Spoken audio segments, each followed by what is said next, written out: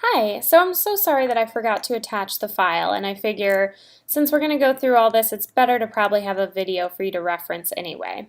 So mainly in your outliner here is where you want to delete any of those parent constraints.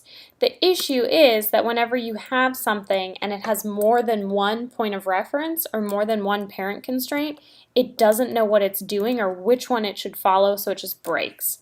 Now mainly because, let me unreference your IK handles, you have an IK here. So really the IK should control everything from the hip to the ankle, but because you have some parent constraints around the knee, that's why you're getting this weird kind of an issue. So I'm just going to go through, I can just look at your hip here, and any parent constraint for the time being I'm just going to delete. I'm going to try to simplify this. Again, I find it easier to start more simply and then go from there. Okay, so now let's check out your IK, and you can see that it bends appropriately.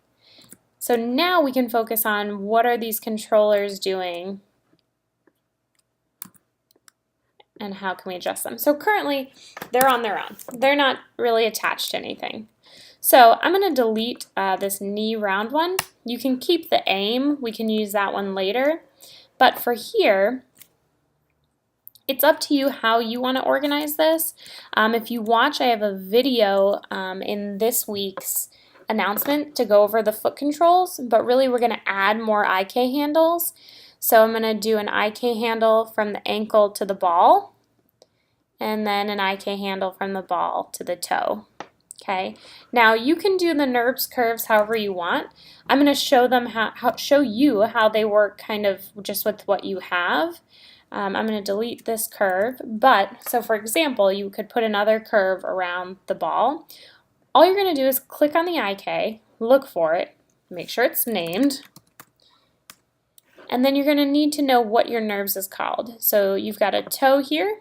All I'm going to do is middle mouse, click and drag the IK handle into the controller. So that when I click on the controller, that's the parent and it moves it. So same thing over here. I need your leg IK, and this is your left foot. So I'll just middle mouse click and drag. So now when I click on the foot controller, it moves the ankle. Now the problem here is, well, the toe isn't in the parent chain. Very simply, I'm just going to grab that toe controller, middle mouse click and drag that into the foot. So now if I select the foot, the whole thing goes with. Okay? So again, starting a bit more simplified and then adding to it. So going up the chain, you don't really need this NURBS square. It's up to you what you visually like looking at, but for me, I get overwhelmed when there's more things to look at. So let's look at your arm here. Do you have an IK? Looks like it. So same thing. You've got the IK set up in the arm, so we just need to attach it to your NURBS, which is your wrist. So, sorry about that. So if I go to IKL arm, I can just grab IKL arm and bring that into L wrist. So now if I select the wrist, it moves the IK, but you've got this kind of breaking because same reason with the knee, we actually don't need a controller for the elbow because the IK is moving the whole thing. So then you'll just want to make sure to go through and delete any of the constraints that you have so that we can just move the arm freely.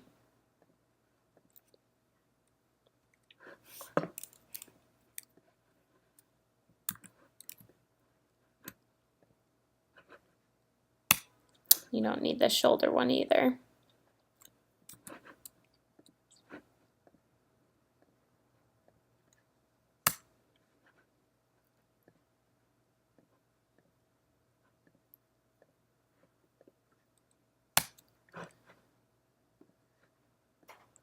There we go. So now we're moving freely again. Okay?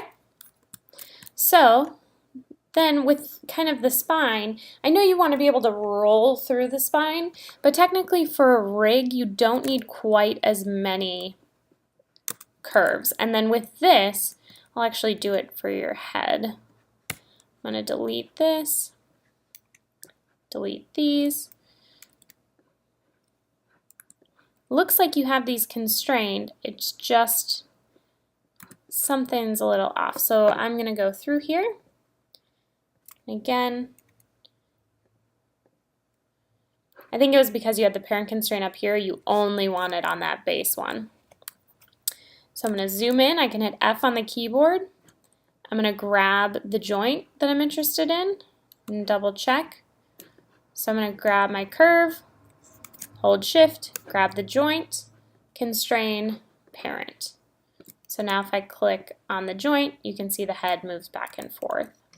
All right, so you just need a little bit of cleaning up, and I mean, you've got everything set, it's labeled, and it works well, so just some minor tweaks and you should be ready to go. Let me know if you need anything.